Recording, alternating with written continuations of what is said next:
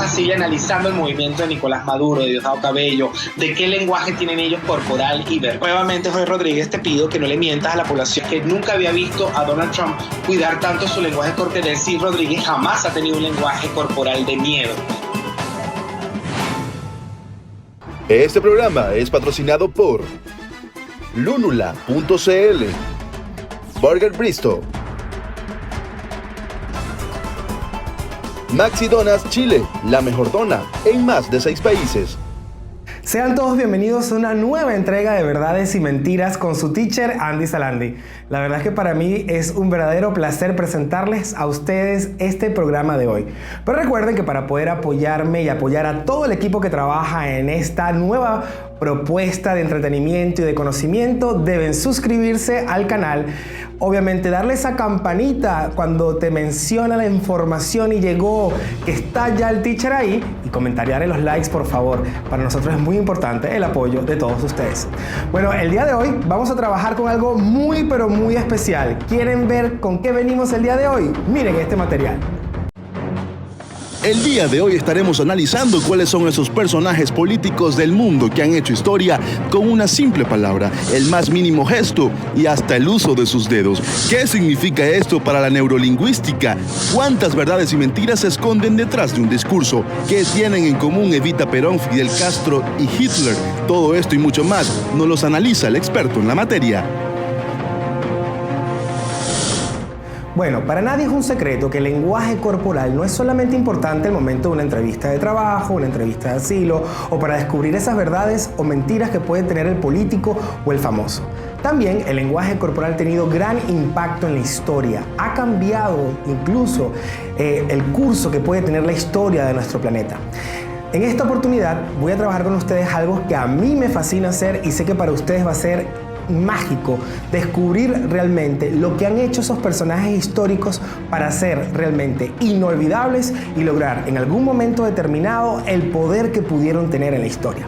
Vamos a comenzar con alguien que indiscutiblemente en Europa hizo un cambio entre el antes y el después de lo que ocurrió en ese continente que realmente mucha gente siente fascinación, y es obviamente Hitler.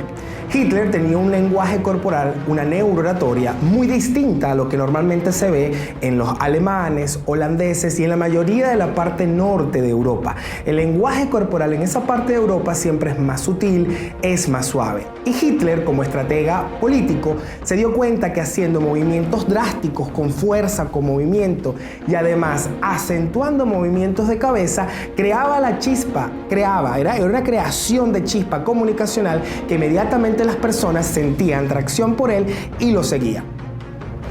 Algo interesante en su comunicación es que en la parte de las microexpresiones él hacía movimientos que eran macro, la expansión completa de los ojos, la capacidad de agrandar el movimiento de su boca para de esa manera poder hacer sentir a esa persona más vulnerable que él era la voz, la fuerza de aquellos que estaban sin poder.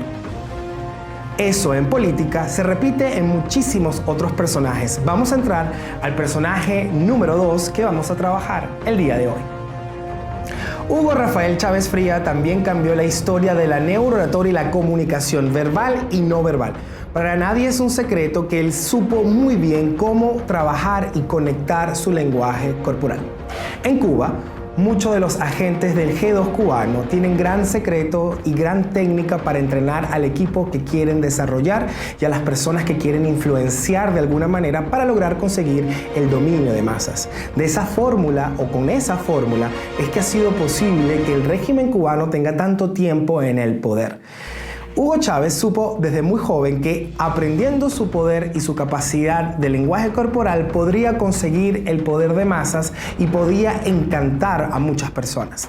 Ahora bien, ¿cómo logró hacerlo? ¿Qué elementos utilizó de la comunicación para que él tuviese aún más impacto no solamente en Venezuela, sino en el mundo entero? Bien, ¿Qué es importante darse cuenta de Hugo Rafael Chávez Fría al momento de utilizar su comunicación no verbal?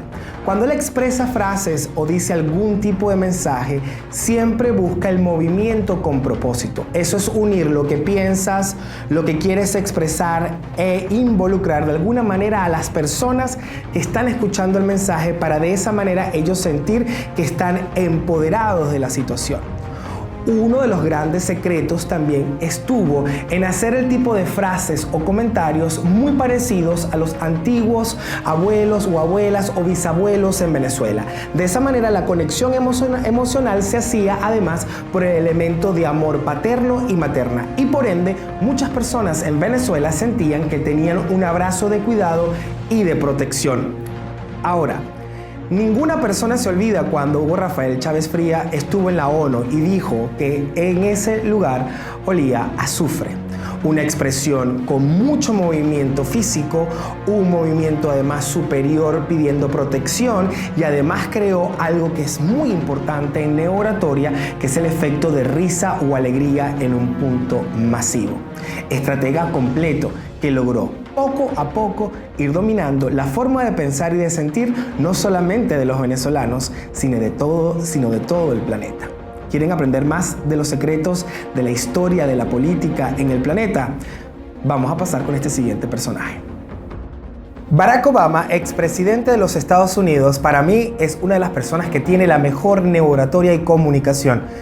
No quiero hablar de su trabajo como político, como presidente de los Estados Unidos. Mi trabajo en este momento es enseñarles a ustedes cómo puede un lenguaje corporal tan distinto a los anteriormente mencionados alcanzar esa conexión con las masas y lograr ser realmente un ícono de lo que puede ser un orador al momento de hablar con el público. Barack Obama tiene una estrategia muy inteligente que es, primero, el manejo de la mirada o el contacto visual. Él tiene una estrategia muy particular porque busca de manera muy inteligente mirar todos los puntos que pueda haber en un público. De esa manera todas las personas se sienten involucradas en ese momento por sus palabras, y muchas veces en muchos oradores eso no suele ser común. Él hace lo que llamamos en neurooratoria mirada de cascada, que es una mirada en ángulos de caída y haciendo conexión con la mayor cantidad de personas. Otra técnica muy inteligente de Barack Obama es tratar de utilizar palabras que puedan ser conectoras según el lugar, país o cultura en la que está. De esa manera tú también como orador puedes ser de esa misma calidad y fortaleza, utilizando siempre aquellas palabras o lenguaje o expresión típica del lugar al que estás visitando o con el que estás trabajando. Otra de las técnicas más interesantes que tiene Barack Obama para conectarse con el público es el saludo con la extensión completa de mano. Esta extensión de mano hace que las personas sientan que él está conectándose con ellos, que él está haciendo una conexión real y tangible. Uno de los discursos que más he estudiado es cuando él tuvo su visita a La Habana, Cuba. En La Habana, Cuba, él utilizó todos los elementos que les acabo de indicar anteriormente, pero además fue capaz de hablar en español y tuvo el detalle mágico de hablar de elementos importantes de la historia para de alguna manera, aún estando en territorio comunista cubano, dar el mensaje en pro de la libertad, la democracia y la igualdad de los derechos. Y eso lo logró además puntualizando cada detalle. Para mí, definitivamente, Barack Obama es el mejor orador de la historia en la línea de paz, armonía y lo que es más difícil todavía en neurooratoria es conseguir que la gente sienta paz. ¿Quieren ver el siguiente que vamos a analizar? Vean esta imagen. Pablo Escobar definitivamente fue una marca de lo que fue la violencia en Colombia, en Medellín, pero aún así su lenguaje corporal, aunque les va a parecer sorprendente que yo haga esta comparación, tiene similitudes con Barack Obama, y es precisamente tener ese tipo de lenguaje pasivo, calmado, sereno, para de esa manera llegarle a las personas. Y esta técnica en muchas oportunidades se puede ver por personas que tienen planes negativos de poder, de dominio, o hasta esa gente que puede ser asesina y puede destruir a muchas personas. Y esto ocurre porque esa calma que no es real la utilizan para hacer sentir a las personas confiadas y tranquilas de acercarse a ellos. Es una técnica que ha dominado y ha logrado dominar a muchas personas. Ahora bien, si nos ponemos a analizar su lenguaje corporal, eran movimientos suaves, movimientos hasta caballerosos, y por eso logró dominar tanto el afecto y el deseo de las mujeres en el hermano país de la República de Colombia. Algo que la gente no sabe es que en Medellín ya ese estilo de conversación y de hablar es característico y cultural. Por ende, para él no era una actuación, era una forma natural y además era una fórmula de conquista.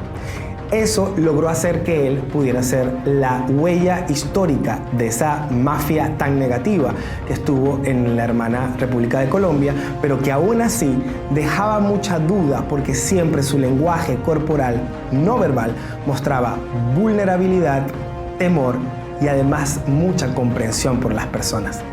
Entonces, es muy importante entender que no siempre el lenguaje corporal de una persona agresiva, negativa o mala va a ser un lenguaje corporal agresivo, fuerte. Puede ser totalmente contrario y de igual manera tener un impacto negativo en la sociedad. ¿Quieren ver con quién vamos a seguir? Este personaje histórico, Evita Perón, marcó el antes y el después de la política suramericana, sobre todo en la parte femenina. Normalmente para nosotros los suramericanos el lenguaje corporal de una dama debe ser sutil, calmado, sereno y que muestre ese detalle de calor de mamá, de calor de protección. Y es así como siempre hemos tenido ese tipo de representantes en la política femenina en nuestro continente. Eva Perón llegó para cambiar ese formato. Ella siempre utilizó una expresión de microexpresiones, un lenguaje de microexpresiones en su cara muy marcado, muy exagerado y muy fuerte. Muy poco común en el lenguaje visto por las damas. Esto cambia la historia porque la mujer se siente que tiene protagonismo, que ella las representa de alguna manera lo que piensan, lo que sienten, lo que quieren.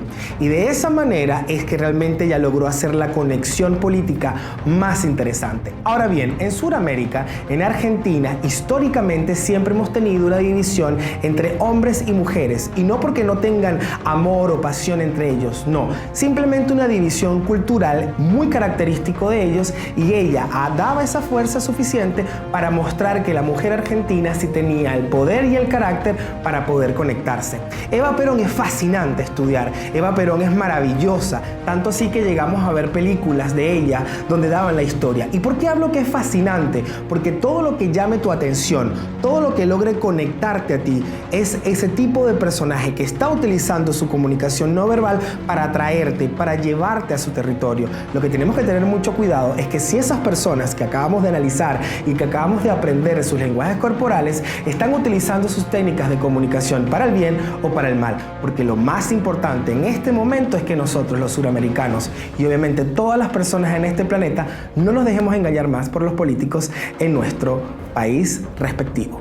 Vamos con una nueva etapa. Vengo con algo que sí les va a interesar a muchos de ustedes que tanto me preguntan sobre la política y el lenguaje corporal, secretos de la política y cómo nos dominan.